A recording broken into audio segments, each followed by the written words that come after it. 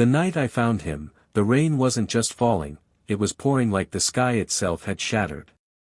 Cold wind cut through my coat, and each raindrop felt like the world reminding me how small and forgotten I was.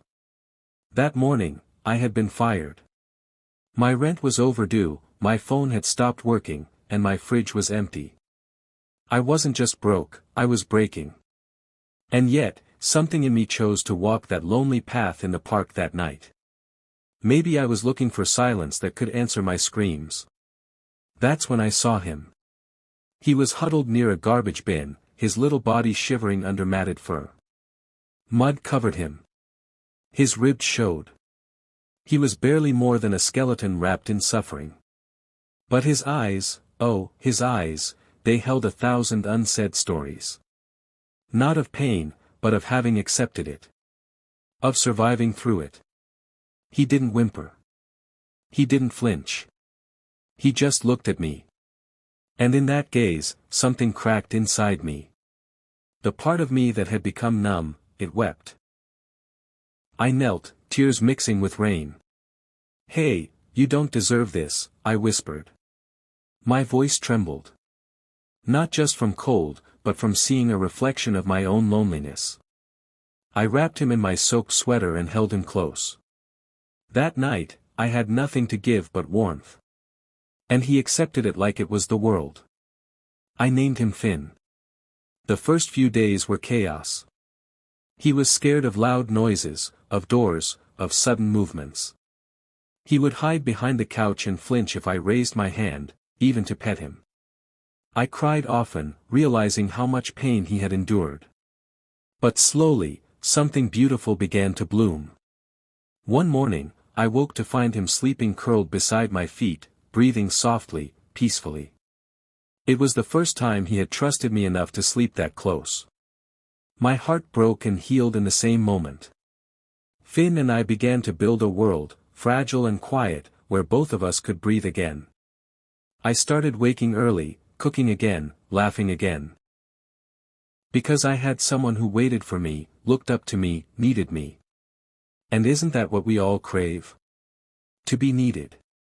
Finn didn't just change my world, he changed the world around me. My neighbors began to greet me more warmly. Children from nearby buildings would stop by to play with him. Even the old man who never smiled once patted Finn's head and said, "You've got a good heart, girl." One afternoon in the park, a boy asked me, "Is he a rescue dog?" I looked down at Finn, now healthy, alert, and beaming with life, and said, "No. He rescued me." But life, like storms, doesn't always stay calm. One winter night, I was returning from work. The streets were still, shadows stretched long and eerie. I pulled my coat tighter and walked faster. That's when I saw them, two men, standing where the streetlight flickered. They noticed me. One stepped forward, a grin twisted on his face. "Well, look who we have here," he said. I froze. My pulse thundered. I glanced around. Empty street. No help. "Hey," the second one said, moving closer. "You look lost." I backed away. My voice was trapped somewhere deep inside. Fear tasted like metal in my mouth. Then, a growl. Low. Deep. Dangerous. From the shadows behind me, Finn emerged. He wasn't just defending me, he became something else. A protector. A warrior. Every hair on his back stood, every muscle alert. His eyes locked onto them like fire. They laughed at first. Then Finn barked. Not a bark, a roar. A warning. A promise. He lunged forward, stopping inches from their legs, baring teeth that spoke louder than any scream I could have made. They stumbled. Swore. Ran. And I crumbled. Finn came to my side and pressed into me, gently. As if to say, "You're safe now. I've got you." That night, I didn't just survive danger. I understood love, real, raw, unwavering love. The kind that protects without question. The kind that asks for nothing but presence. I held him for hours, sobbing into his fur. All the pain I had buried, all the fear, all the memories of being powerless, they poured out. And he let me. Finn, the dog I rescued from the rain, had become my savior. Over time, our bond became legendary in the neighborhood. People began saying, "There goes the girl with the miracle dog." But the miracle wasn't that he saved me from those men, it was that he gave me the will to live again. When I was sick with the flu, Finn didn't leave my side for days. He'd nudge water toward me, curl up close, and watch my face like every breath mattered.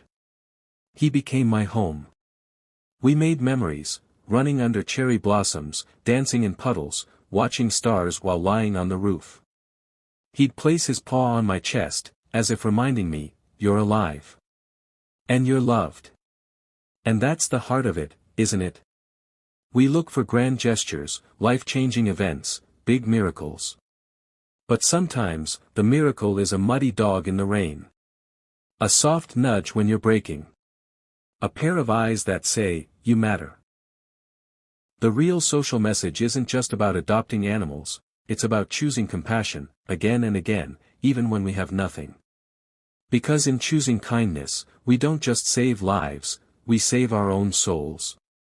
Sometimes, the ones we save, are the ones who truly save us.